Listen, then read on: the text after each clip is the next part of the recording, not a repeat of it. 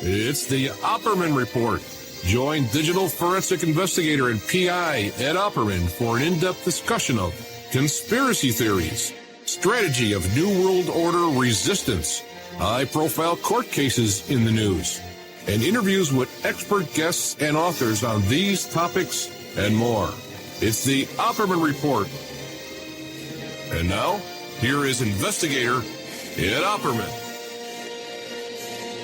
Okay, welcome back to the Opperman Report. I'm your host, private investigator Ed Opperman. Okay, now we were talking to our guest, David Cae Johnston, who, by the way, I thought was going to be here for 2 hours. I just found out right before the show that he can only do 1 hour. That's okay. That's okay. That's okay. That's okay. What do you call it? The Making of Donald Trump. You can find his work at the Daily Beast, and he really, really is doing some incredible work with these investigations. This story about the scorpion and the frog, I tried to locate one of the authors of that book, who was mixed up with this guy Sater. Sater's involved right now. He's a Trump employee, man, has an office in Trump organization, business card, says he works for Trump, and had some kind of stabbed the guy with a margarita glass. Well, not that I haven't done that myself, but the thing is but then also was some kind of operative as an Central Intelligence Agency. So very, very interesting cast of characters around this Mr. Trump. Okay, all right. He was involved in this $40 million stock swindle, and he got paid a $25,000 fine. And no jail time. And no requirement to make restitution. I read about this story on the air one night. So very, very interesting stuff there. So check out the Daily Beast for all of Mr. David Cae Johnston's work. And remember, that's K. His middle name is C-A-Y. It's not the letter K. A couple of things I can add to our discussion here with the wonderful Mr. Johnson. Because I had all these questions I was looking forward to asking him. But it's funny, he mentioned the story about Marla Maples. I told the story on the air a couple of times, but you never know. Maybe I picked up a new listener in the past week. He said how he knew about Marla Maples 9 months before it broke in the press. The day that thing broke in the press, what happened with me was I used to have to fly for my business back in those days. I used to have to fly a lot. I traveled quite a bit. And so I knew a lot of flight attendants. I used to date a lot of flight attendants and date people, that was my lifestyle back in those days. And so in Manhattan, there was an apartment with these flight attendants. What they'll do is they'll all rent an apartment together. They're like 10 of them will rent it because there's only 3 or 4 of them staying there at any given time. Every now and then, you got 5 or 6 people staying there by accident. They all wind up there at the same time, and people are just, crashing all over the place. So one night we were out, and these women said to me, well, you never believe who's up in our apartment right now. And I said, who? It's Marla Maples. Because Donald Trump had just gotten caught cheating on Ivana, his wife, with Marla Maples. It was just the same weekend. So the tabloid press was all over this story. And I said, well, what's she doing up there in your apartment? She's hiding out from the tabloid. She's hiding out from the paparazzi. So a little bell went off in my head. A little light bulb goes off over my head. Or a bell. I might have been wearing a bell around my neck. Who knows? But as a joke, I said, well, let's tap the phones. We could tap the phones. Because they didn't have cell phones back in those days. It was like 1985. I said, we'll tap the phones, and then we'll sell the information to the National Enquirer. There's a joke, I said. This is a big, funny joke. There's a funny guy in those days, always making jokes. Always the joker, it was. And everyone, was, Ed, we can't do that. So about a week later, or maybe it was like a month later, I was hanging out with some guys who knew Trump. I'll say who. It was Bo Dietl. I was hanging out with Bo Dietl at the Doral Inn, which is a really cool hotel across the street from the Waldorf. And so we also used to hang out at the bar at the Doral Inn. It was a real nightly hangout. They had a great happy hour. And so I made the same joke. I said, hey, you don't believe it. I think Trump's name came up. Because you got to remember, Bo had the contract for, he had a $500,000 contract to do security for Mike Tyson. So he was also Robin Givens, So he was all hooked up with Trump, up to his ears.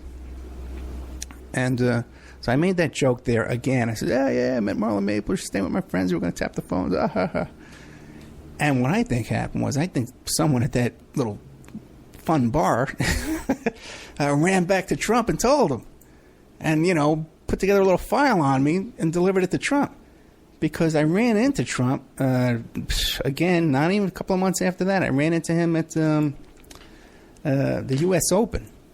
And we were sitting so close to each other. I had really great seats. My friend, I was dating a girl who worked for Sports Illustrated who could get us these great box seats for any kind of event. We had great box seats for the Yankee Stadium and all this kind of, the Knicks and stuff. We got great seats for everything. Because she was a receptionist over there, but her job was she had the combination to the safe where they kept the tickets. Okay? So she doled out the tickets. And so she would get us those tickets so we can go out. But I didn't get these tickets at the U.S. Open through my girlfriend, Marnie, who was probably one of the cutest girls in the whole world. I got these tickets through another friend of mine who I think worked for Dean Witter at the time. So they had the Dean Witter box. Some very wealthy woman, older lady, who showed up later on. I went and got her some drinks and water and stuff like that because she was old. But we're sitting there, and Donald Trump's sitting like a little, I could throw a tennis ball, knocked his wig off. 10 feet away, And what happened was he was giving me dirty looks. He instead of looking at the game, I don't think he looked at the match one time. He was there with a couple of models. Very interesting. There was this young blonde model and she had her sunglasses off the whole time when she was talking to Trump, and all flirting with Trump. And he was giving me dirty looks the whole freaking time. Every time I would turn my head in his general direction, he was staring right at me. It's very uncomfortable to have Donald Trump giving you staring daggers at you, the U.S. Open, And it's funny, too, because then after he left, and he makes a big scene, he's like to attract attention to himself. After he left, the girl who was flirting with him and had her sunglasses off the whole time suddenly put her sunglasses on and was standing there complaining to her other little model friend who was there with her. Okay, what's going on here? Okay, thank you.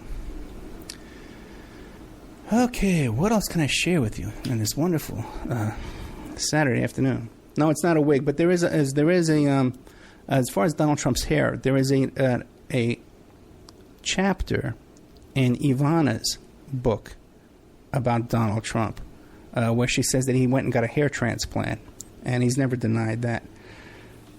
Okay, that was one of my brushes with Trump. Another of my brushes with Trump was, first of all, the Tyson homes on Staten Island. In New Dorp. We always called them the Tyson Projects. This was a Donald Trump property. It started with Fred Trump, and then Donald Trump took it over. We always thought these were projects because they looked like projects and they smell like projects. When you go into the projects, they have that funny smell.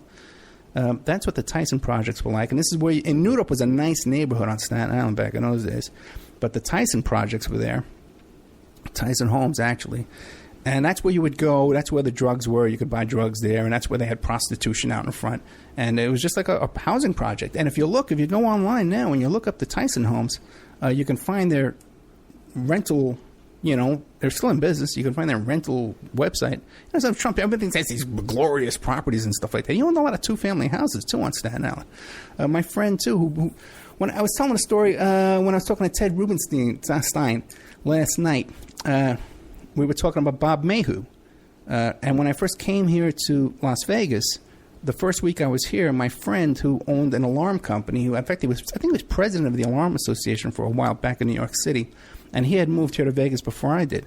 So when I came out here and I moved here, he told me, anyway, he had contracts with Trump too, because he used to alarm Trump's properties, and he always got stiffed by Trump as well. And kind of an interesting story to fill in my story from last night with Ted Rubenstein, with Bob Mayhew.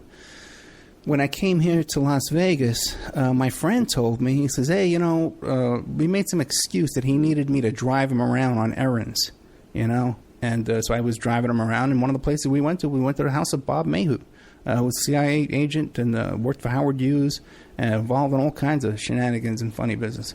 And he was involved here in doing collections and stuff and all kinds of work for the casinos here in Las Vegas. It's a big, giant company. And I realized later on, now I guess it was sort of like a job interview for me, that my friend took me to meet Mayhew, thinking that, hey, if I presented myself well, I would get a job or some kind of an opportunity through Mayhew. And I guess that never happened because Mayhew was a licensed private investigator here in Nevada, and so was his son Peter. Until just recently, his son Peter just died. Okay, but anyway, that's the story about the Tyson homes on Staten Island. So I had that connection to Trump with Marla Maples. Then also, too, when I sold my condo on Staten Island, I sold it to one of Trump's bodyguards. This guy named Calamari. Okay, like the squid, Italian squid. Okay, and I sold him my condo right before I moved here. Yeah, Trump does not pay his debts. Everybody knows that. As long as we're dishing dirt, I'll tell that too. So anyway, this guy was one of Trump's alleged organized crime bodyguards. See, because Trump has a security force of cops. But at the time, way back in the late 80s, and before the... No. I sold that property in 2000. So I guess he still had some mafia guys walking around with him. They used to call him his walk-around man, this guy Calamari. And also, too, if you listen to the A.J. Benza, because A.J. Benza was a gossip columnist in New York City, and he got into a big beef with Trump because they both were dating the same girl. And so they had a big fight on the Howard Stern show one day, and A.J. Benza talks about this guy, Calamari, this jerk that I sold my condo to, who was a total jerk, this guy. We had a little incident. I might as well tell the story, right? Because we got to kill an hour anyway, thanks to David Cae Johnston of The Making of Donald Trump. Okay. Let me tell you what happened. Is when I was selling my condo to this character, because I was getting married that week, too, so we needed the money to pay for the wedding, and then to get the money from the wedding gifts, we'll have the money back. So I was selling a condo and getting married. So we had a deal where I was going to sell this guy the condo. We were going to transfer the title, and he was going to buy my pool table, too. I had a really fancy pool table up in because I had a loft.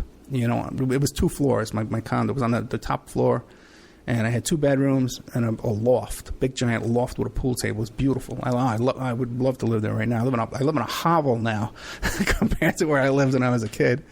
Bought that place when I was like 20 years old. Anyway, back to the story. So the deal was I was going to sell him the property and then but stay in there for a couple of days until it was time to move. And that was our gentleman's agreement that we agreed to. But then when it came down to the closing, started demanding all kind of money, like, $300 a day to stay there, some kind of crap. So we just signed the paper when we got out of there. We had to move early. And also, too, I was closing down my office, too. I had a big office that we had to close down, too, because it was moving to a storefront. It was, anyway, going... So anyway, the guy would turn out to be a jerk. Also, too, I had one more little business deal with the Trump organization with his chief of security hired me to do a PI job for him. I think this is before he worked for Trump. And he stiffed me on that deal, too, as well. And he's a very well-known guy working for Trump right now. So I think that's pretty much sums up all my personal connections to Trump that I could think of off the top of my head. But let's see what else here is on my list. So we're talking about Donald Trump. The Making of Donald Trump. We just had the great David Cae Johnston. You can find his work on the Daily Beast. Really, really good stuff there. The story about Steve Wynn and his war with Steve Wynn. I told a whole story about that on the after show one time, about Trump's war with Steve Wynn. They had some kind of lawsuit going on. I don't have the details in front of me. I don't have those notes in front of me right now, but if you can go back and find it, it's really good information. Maybe I can go change the title or something so it'd be easier to find. Trump had hired this private investigator to dig up dirt on Steve Wynn and dig up dirt on Steve Wynn's mother. Okay? And what happened was Trump got killed in that battle with Steve Wynn because Trump's private investigator quit Trump and went to work. He was like a double agent. He started working for Steve Wynn and reporting to him all the dirt that he had on Trump. So it kind of blew up in Trump's face. Did a whole show on that. Mr. David Cae Johnston reports in his book as well, the book The Making of Donald Trump, that Donald Trump gives himself his own awards. He set up a little company with this mafia guy called No Socks was his nickname. I forget his last name, but he lives in Fifth Avenue in Manhattan, and his mafia guy, and they set up a company called Diamond Awards.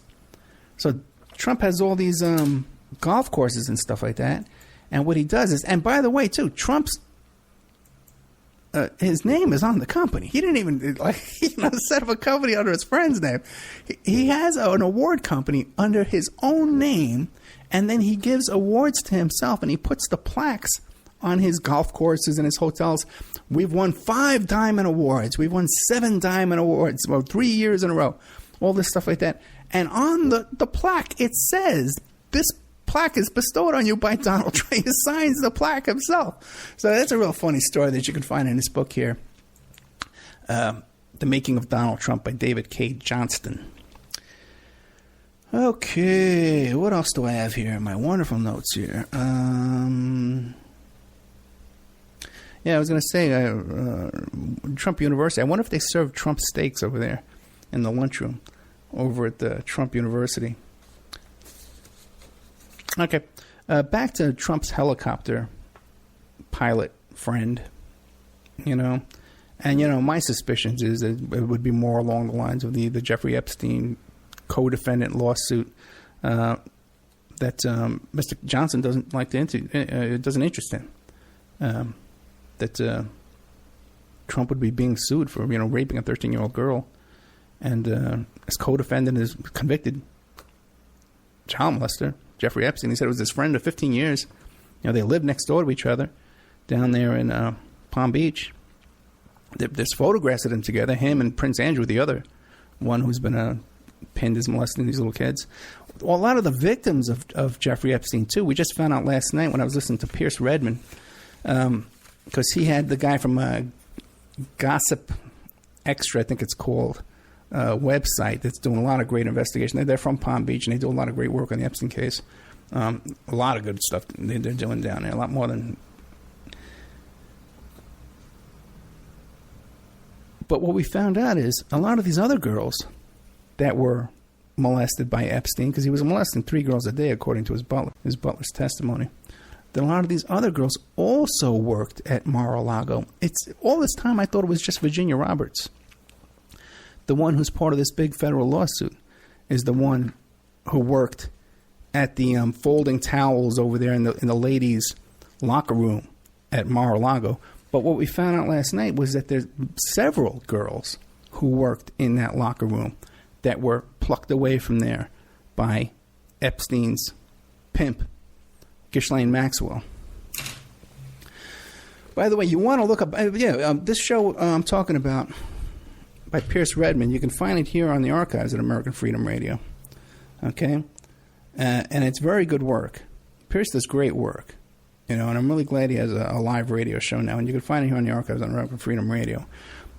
Gets into a lot of details about... a lot of stuff, too, about one of my former guests, Conchita Sarnoff. Okay? Check that out, too, as well.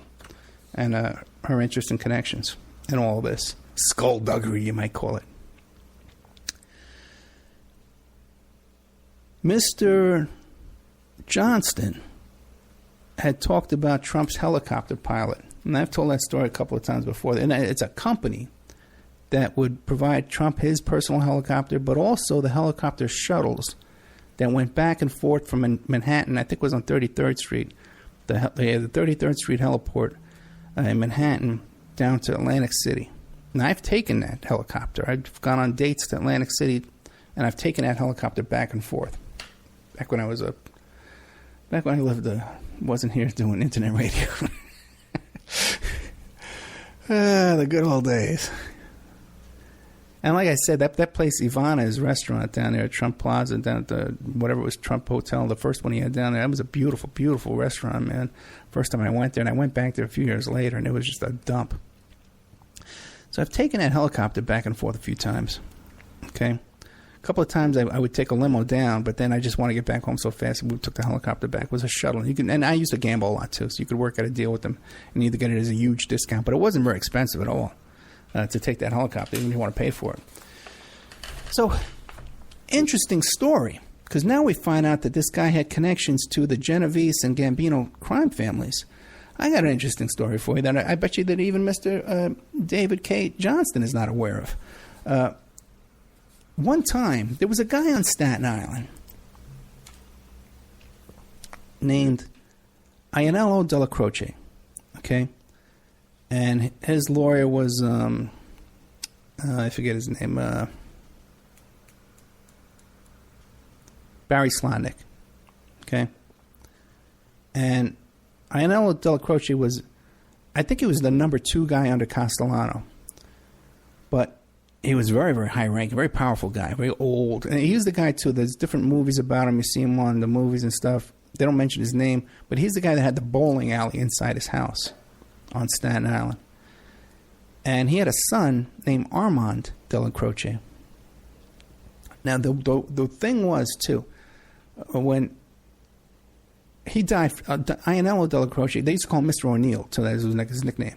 I think my guy, too, when I told you about Pete the Nut, I told the story about Pete Stanistrud. They used to work for me. I think he used to drive Della Croce's wife or his daughter around or something like that and do errands for her as well when he was driving me around. And what happened was people who didn't like Castellano always said, well, he'll be there forever as long as Della Croce is there. Until Della Croce dies, nothing will ever happen to Castellano. So Della Croce died of natural causes. Okay?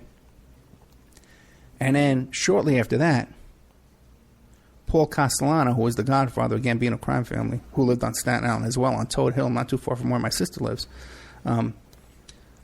was shot down by the John Gotti crew, right?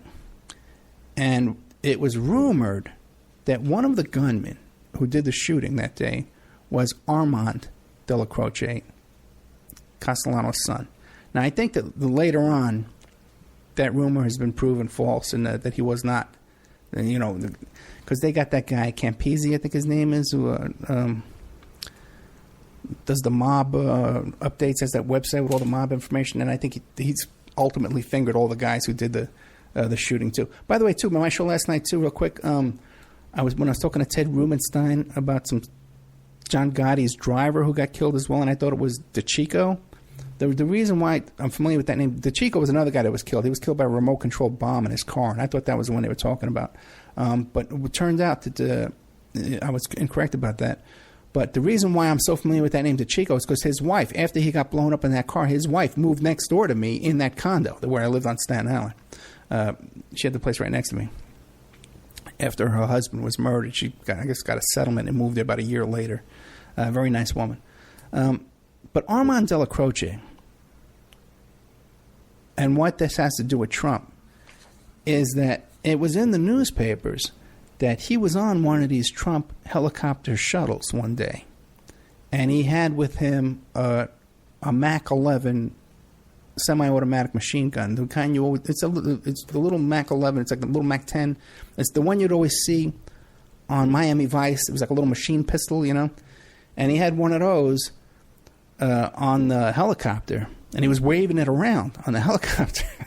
And when the helicopter landed, one of the other passengers on the helicopter called the cops and says, "Hey, man, this guy's waving around a machine gun on the helicopter. It's crazy, man. What's going on here?" And believe it or not, he was never arrested on that because it made the papers that the cops came and because he had a federal firearms license, and he was licensed to possess this machine gun. I don't know if he's the license to possess it on a helicopter, but he wasn't even arrested or charged with that case. But that's a little tidbit, little side story in our story here of the day of Donald Trump. The Making of Donald Trump by David Cae Johnston. You'll find his work on the Daily Beast. Okay, this is when I start to run out of breath and run out of energy and run out of time. Let's see, what else do we have here? One of the first questions I asked him was kind of a joke about whether he thinks that Trump was placed in there, this conspiracy theory that Trump is placed in there to throw the election to the Clintons, that the Clintons somehow hired him as a, what do they call it, like a beard, to pretend he's running against them. Because if you look at him, the guy's just so self-destructive, just doing everything he can to destroy himself here. It looks like it's a possible situation, and that this guy's just throwing the race. But then again, you got to say, well, why would Giuliani be joined at the hip with him now? Because you hear now Giuliani's flying around in his plane with him at all these different events and stuff. Even when he doesn't appear, they're just hanging around like 24 hours a day.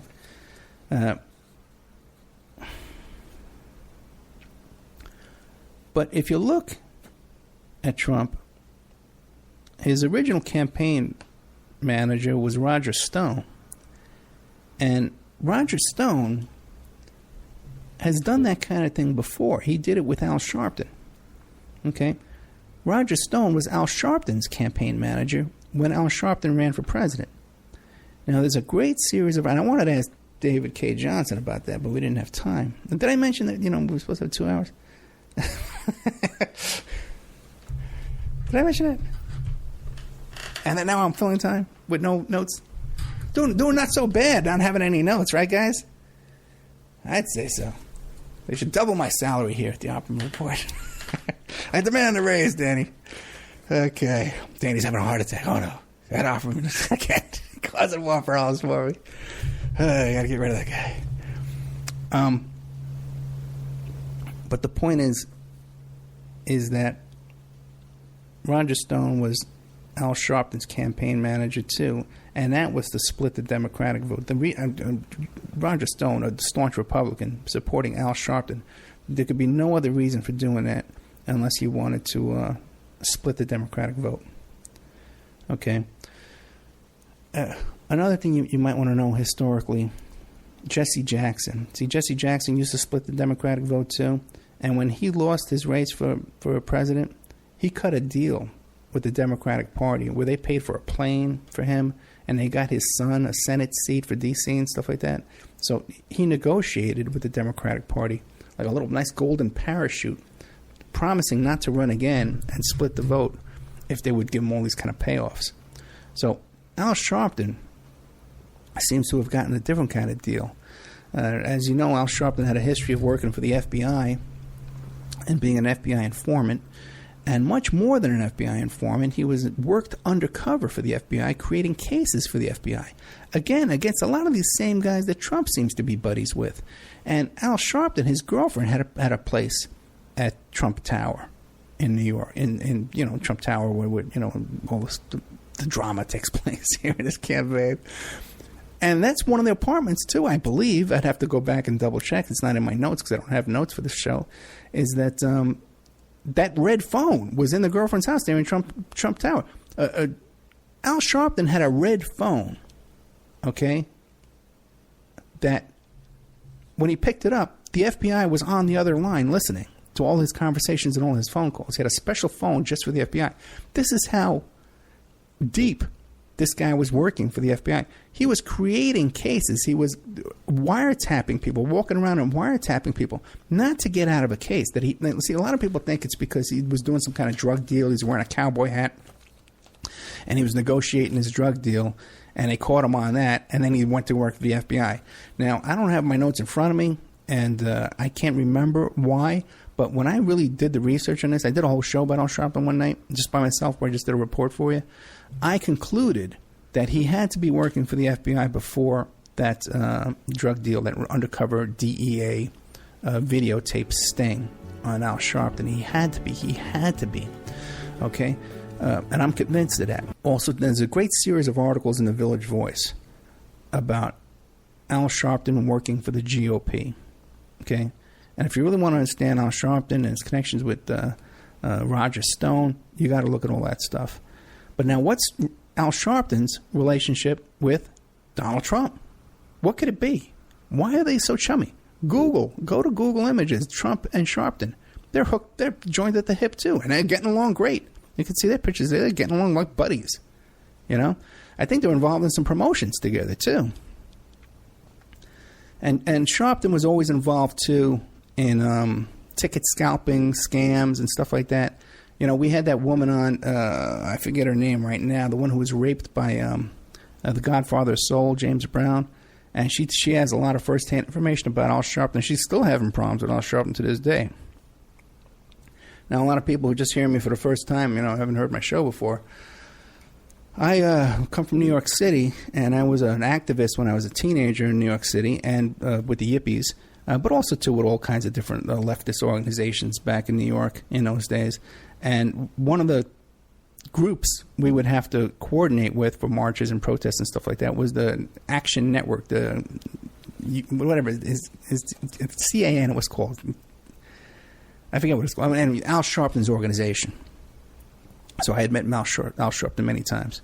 And Al Sharpton knew me by face, and he knew me. I guess he knew me by name too, because I ran into him again years later, and I'm convinced too that I'm on his wiretaps too, because I met him later on at another location that I can't talk about it because it's work related. But I met him there, and he had the briefcase with him, and that was the kind of meeting where he would have been making wiretaps too. So I'm convinced I'm on those wiretaps with Al Sharpton.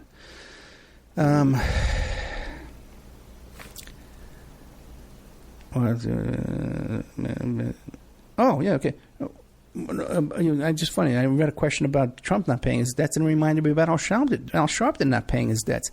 Al Sharpton was known for never paying his taxes. First of all, he doesn't pay them now at all. I don't think he has any even pressure to pay them anymore. But he used to have problems with not paying his taxes. But he never paid his landlord. His landlord, what that organization was afraid of him, and because he had all these activists around him all the time, and all these thugs. And so he didn't have to pay his rent on his own, and his landlord was too afraid to evict him. So Al Sharpton's a real character. And if you look at the Village Voice series of articles about Al Sharpton and the GOP, he's been working for the GOP and the FBI his whole career. He's the one who brokered the deal to get Coretta Scott King at the Republican convention in the same skybox sitting next to George Bush and Barbara Bush. So this goes back a long, long time. I think Al D'Amato was the other one who he helped get elected. And he even said, too, when they asked him, oh, Al Sharpton, you run for all these offices and you never win. He says, how do you know? He says, you don't know why I run for these offices. You don't know what my motivations are. You don't know what I'm more, So a lot of stuff going on there with Al Sharpton. And even he kind of admits it all the time. So when you hear these theories about, hey, is Trump, playing a fake for the Clintons? He's got Roger Stone in there. So I don't know, man. I guess it's possible. Who really knows, though? Let's see how much time we got left. Losing my voice. Oh, okay. High sound coming from the speakers. Okay. Don King. Now, Don King, you can understand why Trump and Don King were buddies. Because of Donald Trump's boxing promotions. All of Tyson's Atlantic City fights took place at the Trump casinos down in Atlantic City. I used to go to all those fights. I was a huge Mike Tyson fan. And in fact, I ran into Trump there too. I saw him on an escalator one time. As a matter of fact, one time I was down there in Atlantic City. I forget which Trump property it was. It was the same one that had that Havana's restaurant, which I used to love. But on the escalator coming down was Donald Trump. Joe DiMaggio was on the escalator. And coming down the escalator was Kirk Douglas. Kirk Douglas on the escalator, too. Kirk Douglas, Joe DiMaggio, and Donald Trump all on the same, coming down that escalator together down at Atlantic City. But what's his relationship with Don King besides working on these deals together? By the way, too, there was a real rumor going around, and I think it's been confirmed, that Trump was sleeping with Tyson's wife, Robin Givens. And like I said, I was friends with the guys who had the contract doing the security for Mike Tyson, getting paid $500,000 a year. And there was all kinds of skullduggery going on. And Robin Givens definitely took Mike Tyson for a ride, stole a lot of money from him, her and her mother. But during all that, she became really close friends with Donald Trump. And the rumor was that those two were making out together and doing the naughty things together. So who knows? I think it even came out in a book later on that was kind of confirmed. And I think Tyson believes it too, although Tyson endorses Trump and seems to believe that Trump would be a wonderful president. That's a great endorsement, right? One rapist, endorses another rapist, right? That's how these things work. One rapist endorses another rapist. But Don King, did you know that Don King is a convicted murderer? Did you know that? How many people knew? Let's see some hands. How many people knew that Don King is a convicted murderer? Don King used to be a bookie. I think it was Chicago, wherever he was from. And he was a bookie, and some guy owed him money. And Don King went there, and I think he beat him to death. And Don King was convicted of murder. And he was going to get, I think he got 12 years or something like that on that murder. But he got out of it because they had another hearing on a Saturday. They called the judge in and had some kind of hearing on a Saturday where the judge signed an order that had given him some sweetheart deal where he got out of prison early, got a shortened sentence. So look that up. Look up the facts around that. And Don King also now has a concealed carry permit in New York City, which is so hard to get. It's almost impossible to get. But Don King, convicted murderer, man, he's got one. You know, I had on I had on Richard Steele, the referee, who refereed a lot of those Mike Tyson fights and stuff like that. He knew Don King, and I used to ask him. You know, I asked him. It's in the members section, and I asked him a lot of these questions. And one of the things we were talking about, we can't even talk. We were talking off the air about some stuff. We can't talk about it here.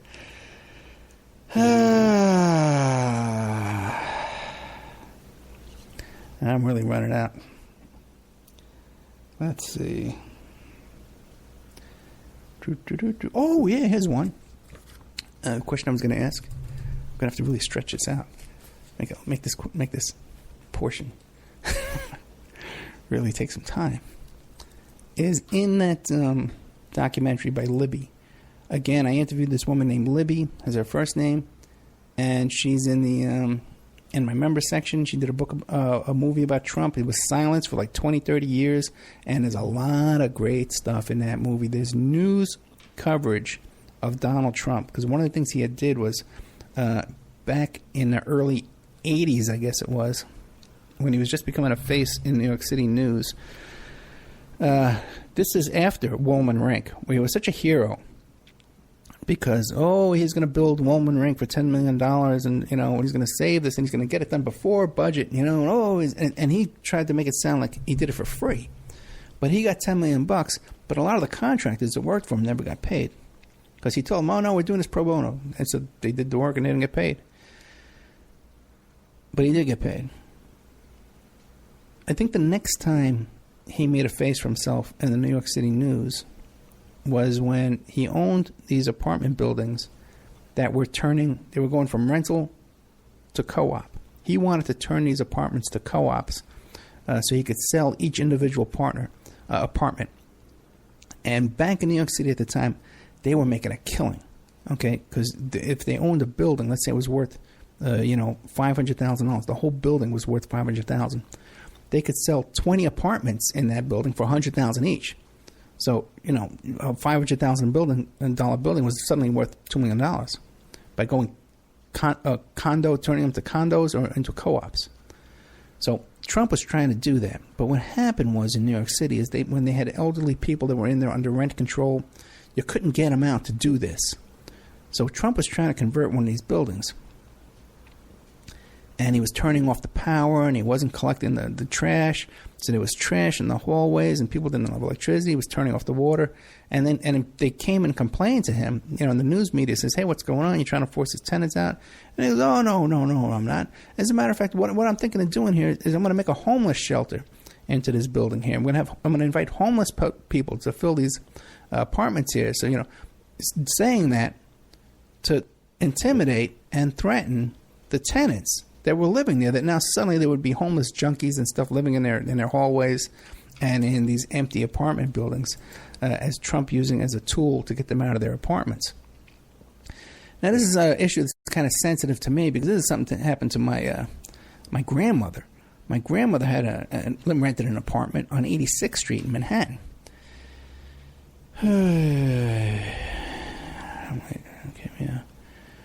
My grandmother rented an apartment, and it was one of these, they used to call them a railroad flat, right? Because when you'd come in the front door, and I remember when I was a kid too,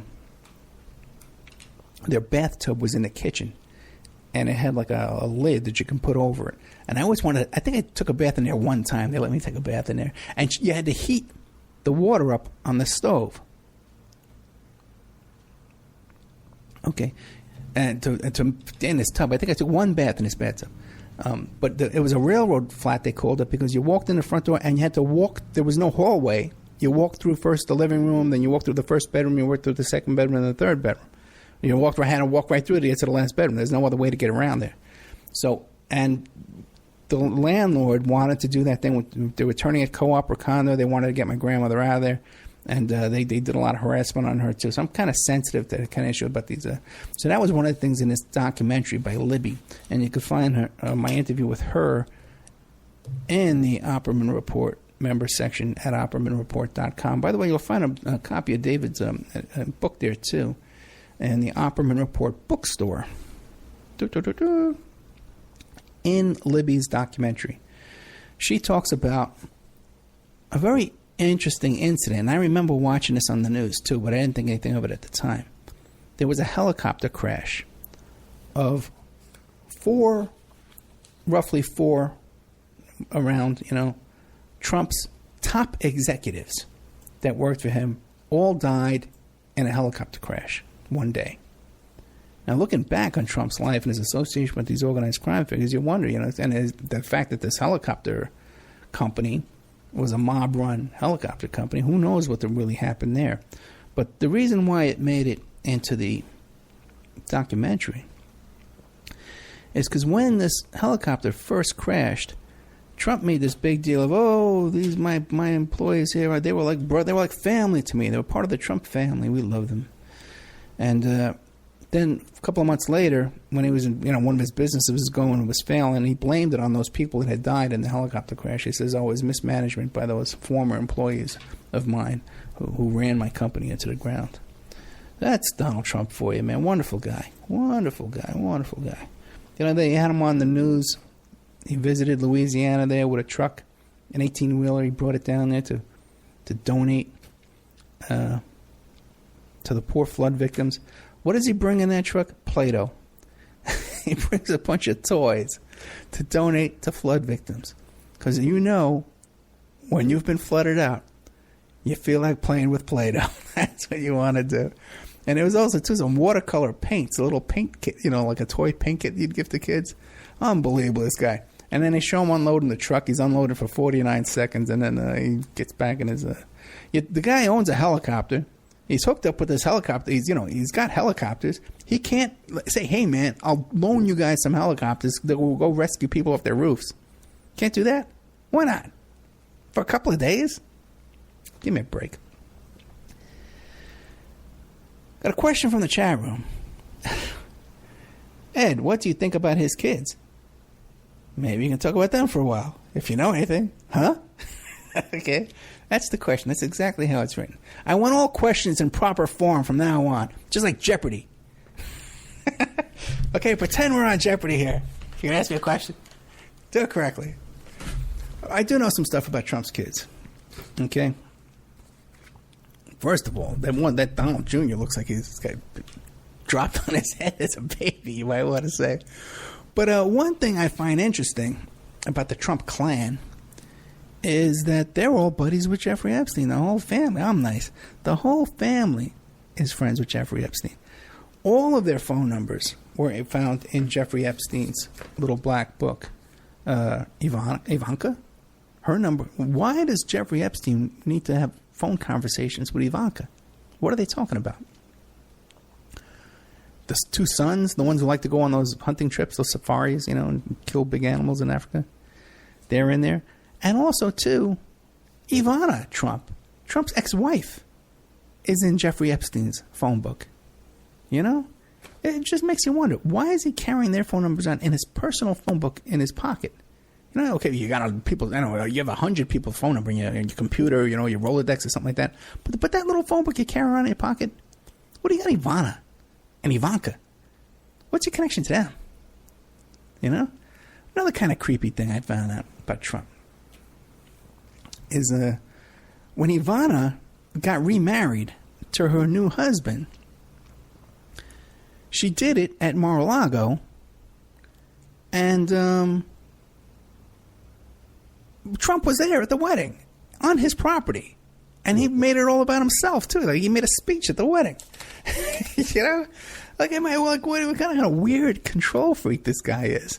And also, too, the whole thing with Tiffany Trump, all these years until he ran for office, all this business about, I got my kids went to the Wharton School and they're all on. Yes, man.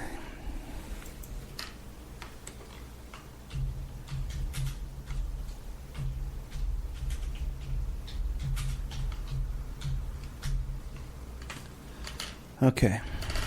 On all these shows about The Apprentice, right? He makes this big deal about how his kids went to the Wharton School and they all work in his businesses and stuff like that.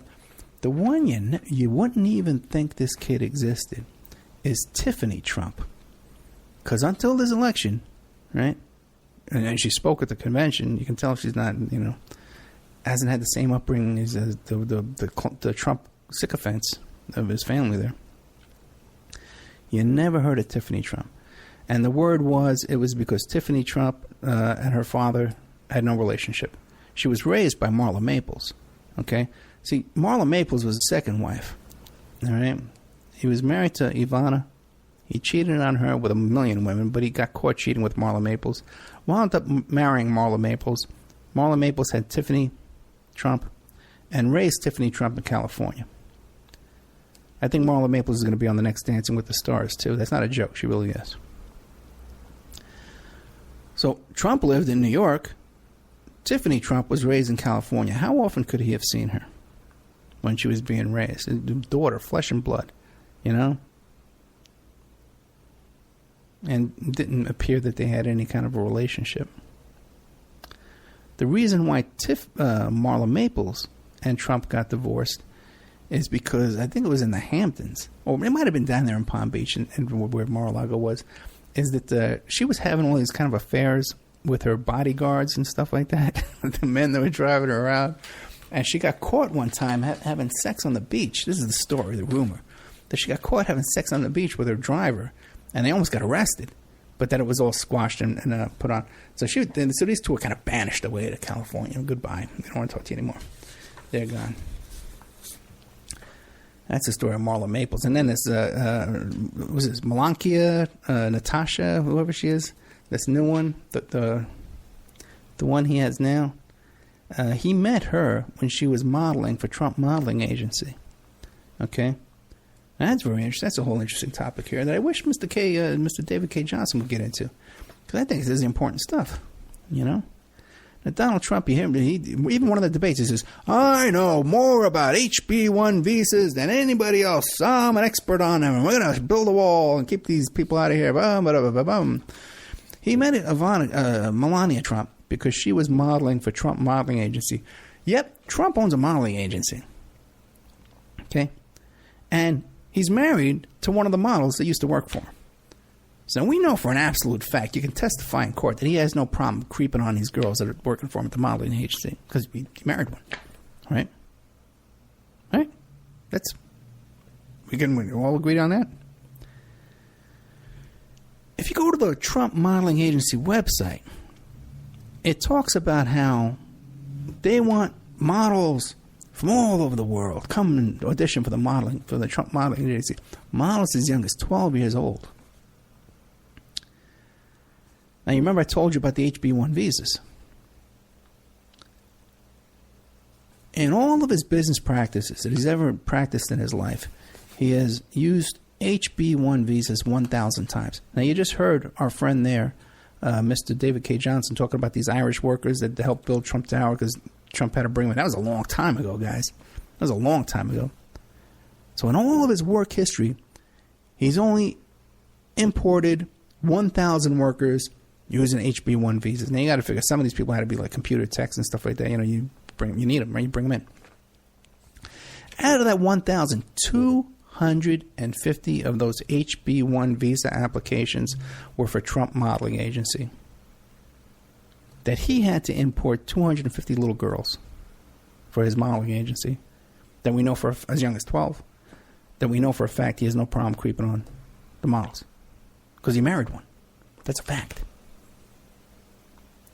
Now, I brought up Jeffrey Epstein, and you guys know I do a lot of work on Jeffrey Epstein. Pierce Redmond did a great show, just played last night. You can find it in the archives of American Freedom Radio about Jeffrey Epstein.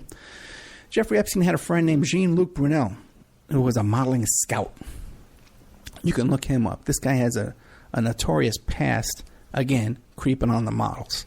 Okay, these big old fat perverted guys who creep on these young girls, right? And he was also alleged to have given him roofies and stuff like that, and all kinds of stories like that. But in the Jeffrey Epstein saga, now, by the way, this guy's best friends with Jeffrey Epstein, better friends than Donald Trump is, because he went to visit Jeffrey Epstein every single week. As a matter of fact, Jeffrey Epstein was in that jail for 13 months.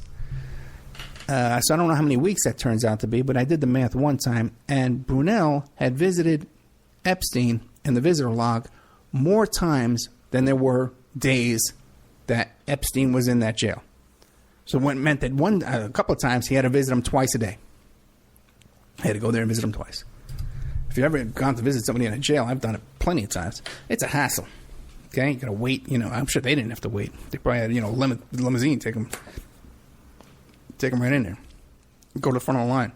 But a normal guy, you want to go interview a witness in jail, it's a hassle getting in there and working out the logistics on that. But Jean-Luc Brunel, this modeling scout, who has his own history of perving on these models and giving them roofies, allegedly, they did a whole 60 Minutes thing on him. Best friends with Jeffrey. His gig in this Epstein scam was that he had some kind of ability to get visas,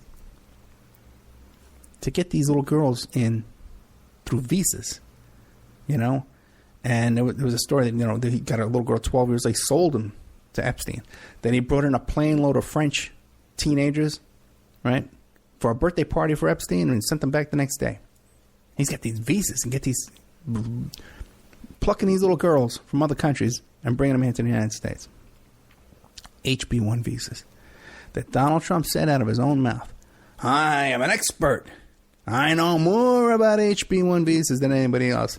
Well, he did it 1,000 times, 250 times with little teenage models. But is that enough to declare that you're an expert? Unless maybe you've been chatting with a guy like Jean-Luc Brunel, okay, who's also an expert on these little teen models. Now, I wanted to do a show about Brunel, so I started snooping around, you know me. And I snooped around with I'm exhausted. They did an hour live last night, guys. Plus, I taped shows yesterday afternoon. I just did an hour. I wasn't expecting to do an hour live myself. And I got to produce a couple of guys. I'm exhausted.